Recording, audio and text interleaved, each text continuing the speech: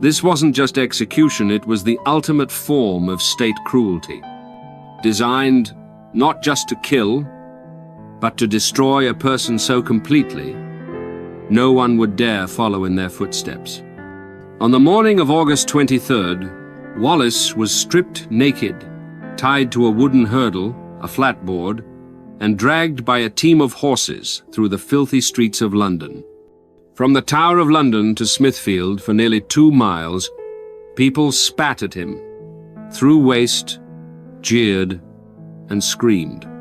But others were silent. Not everyone saw a monster. Some saw a martyr. This journey was brutal in itself. He was bounced, battered, and humiliated. He was tied so tightly that the ropes would have cut into his skin. By the time he arrived at Smithfield, he was bruised, bleeding, and probably semi-conscious. But that was only the beginning.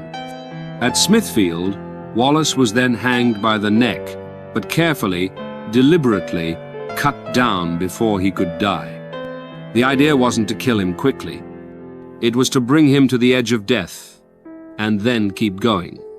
By this point, Wallace was likely semi-conscious, gasping for air, muscles twitching from lack of oxygen. But the horror would continue. The next stage, dismemberment, while still alive. Wallace was then disemboweled. His abdomen was sliced open, his intestines pulled out slowly inch by inch and burned before his eyes while he was still breathing. There are reports that his genitals were also cut off, a symbolic attack on his manhood, his bloodline, his very identity. These were then also thrown into the fire, and he was forced to watch it all. Some in the crowd laughed, some cheered, but not all. Chroniclers noted that even hardened witnesses were sickened by what they saw. There was a hush as the execution went on, not reverence, but revulsion.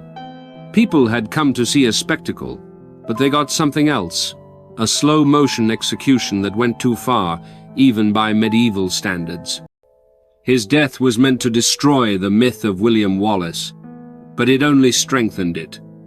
Even in death, he defied Edward. Edward wanted to erase Wallace. Instead, he immortalized him.